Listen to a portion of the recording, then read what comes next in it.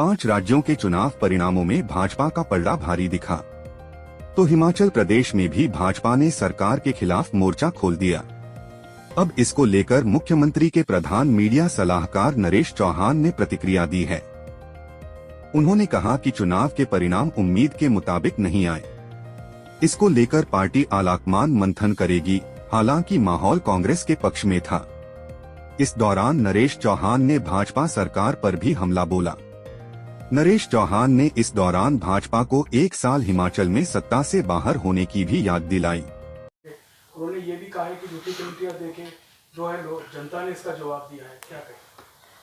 देखिए, स्वाभाविक तौर पे जो कल परिणाम आए हैं 5 राज्यों के थे, आज 4 के कल आए हैं, उसमें जो एक माहौल लग रहा था और जो आप ये समझें कि राष्ट्रीय स्तर पे सर्वे की बात करें, जो एक्सपर्ट्स हैं हर जगह से एक ऐसी उम्मीद थी कि अच्छा करना कांग्रेस को एक उम्मीद थी, लेकिन परिणाम उम्मीदों के मुताबिक नहीं आए।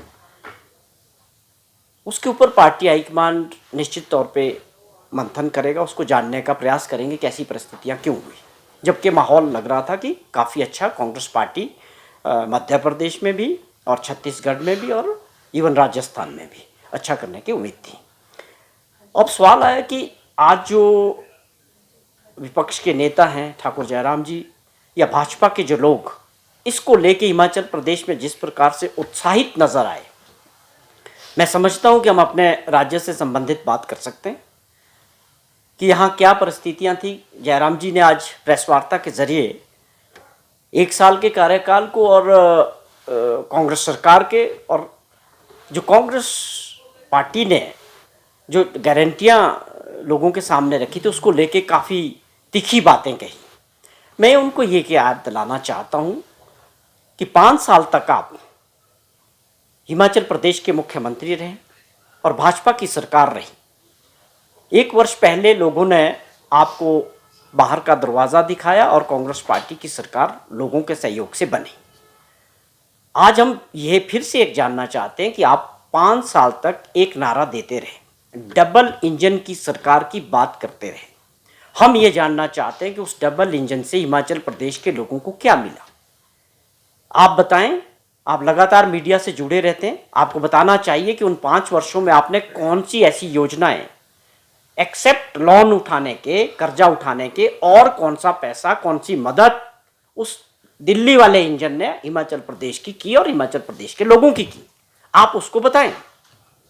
जब ये सरकार हमको मिली तो एक बहुत बड़ा कर्जा 75,000 करोड़ रुपए का कर्जा और 11,000 करोड़ रुपए की सरकारी कर्मचारी और पेंशनर्स की 6th पे कमीशन से लेकर सारी लाइबिलिटीज खड़ी थी। उसके अलावा पीडब्ल्यूडी विभाग की पेमेंट्स, आईपीएच विभाग की पेमेंट्स, बड़ी भारी लाइबिलिटीज छोड़ के गए। तो ये बताना चाहिए कि वो डबल इंजन की सरकार क्या थी, उसका मॉडल क्या था। केवल मात्र लोन लेने का मॉडल और हिमाचल प्रदेश के लोगों को कर्जे में डुबाने का जो मॉडल जयराम जी ने प्रदेश को दिया, उससे आज हालात बहुत खराब है। लेकिन उसके बावजूद हमारी सरकार ने आगे बढ़ के बड़े फैसले लिए कि हम जो है अपने रिसोर्सेज को बढ़ाएंगे। आते ही हमारी सरकार ने सबसे बड़ा फैसला किया कि शराब के ठेकों की नीलामी की, जिसके जरिए 600 करोड़ रुपए का रेवेन्यू एक्स्ट्रा जनरेट हुआ। ये चीज़ें उपलब्धियां हैं। और आज अगर वाटर सेस का बोर्ड बना, वाटर सेस की लड़ाई लड़ रहे हैं दूसरे राज्यों के साथ, ये एक बड़े फैसले हमारी सरकार के और मुख्यमंत्री जी के हैं, जिसके जरिए वो प्रदेश को अपने पांव पे खड़ा करना चाहते हैं और रिसोर्सेज को बढ़ाना चाहते हैं, ना कि आप वाला मॉडल अपनाएंगे कि केवल कर्जे से लोगों के ऊपर जो है कर्जा डालेंगे और बहुत बड़े फैसले ले रहे हैं। अगर आज 1 दिन के अंदर रेवेन्यू मैटर्स की अदालत के जरिए 35,000 लोगों के फैसले हुए, ये अपने आप में बहुत बड़े व्यवस्था परिवर्तन वाले फैसले इस सरकार के हैं। जो वर्षों से लोग ज़मीनी झगड़े, आप देखें कि उनके इंतकाल नहीं हो रहे, किसी की पैमाइश नहीं हो रही, वो कितने सालों से लोग इसको लेके पैमाइश थे। ये बड़ा फैसला किया और अदालत लगा के 2 दिन के अंदर 35,000 ऐसे मामलों को निपटाया। ये बड़े फैसले होते हैं जिससे लोगों को, प्रदेश की जनता को राहत मिलती है। और बड़े फैसले ये होते हैं कि आज हम आर्थिक स्थिति से अपने आप को खड़े कर रहे हैं। आप दूसरे राज्यों की जीत से हिमाचल प्रदेश में खुशी मनाना चाह रहे हैं, ये मुझे समझ नहीं आ रही।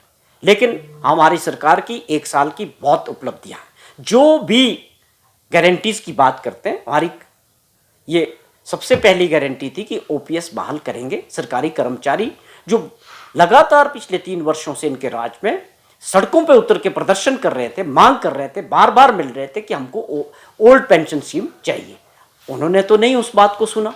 हमने उसको सुना और पहली कैबिनेट में पास किया। हमारी सरकार ने 1,36,000 सरकारी कर्मचारियों को आज इज्जत के साथ पुरानी पेंशन बहाल की और मिल रही है। क्या जयराम जी इसका जवाब दे सकते हैं कि क्या आप उस चीज का विरोध करते हो? क्या आप ओपीएस को मानते हो कि मिल रहा है लोगों को हिमाचल प्रदेश में पेंशन मिल रही है? क्या आप इस चीज को एक्सेप्ट करते हैं या आप इसका आज भी विरोध करते हैं? आपको अपना स्टैंड और अपनी पार्टी का स्टैंड क्लियर करना चाहिए था।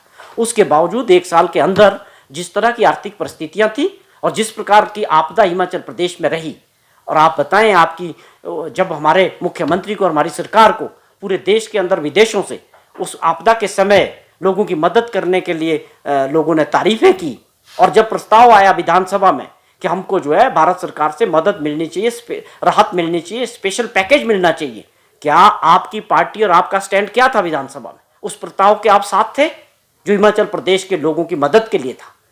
क्या आप बता पाएंगे प्रदेश के लोगों के कि उस प्रस्ताव का आपने साथ दिया कि नहीं दिया? या आपने नरेंद्र मोदी जी से, भारत सरकार से जाके कब ये बात की क्या हिमाचल प्रदेश पे आपदा आई है और उनको मदद मिलनी चाहिए, 12,000 करोड़ रुपए का नुकसान हुआ है? नहीं। ये बड़े फैसले हैं, ये बड़े सवाल है जो हम जयराम जी से पूछना चाहते हैं कि आप अपनी पार्टी का और अपना स्टैंड क्लियर बताएं। केवल आरोप लगाने से विपक्ष की भूमिका पूरी नहीं होती है। आपकी जिम्मेवारी भी प्रदेश के लोगों के लिए थी जो आप पूरी तरह से नहीं निभा सके और पूरी तरह से फेल हुए हैं।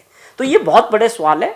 एक गारंटी ये पूरी की कि आज इतना बड़ा आर्थिक बोझ होने के बावजूद हमने ओपीएस बहाल किया, आज लोगों को मिल रहा है। उसके अलावा 680 करोड़ रुपए का जो स्टार्टअप हमने बात कही थी वो शुरू हुआ।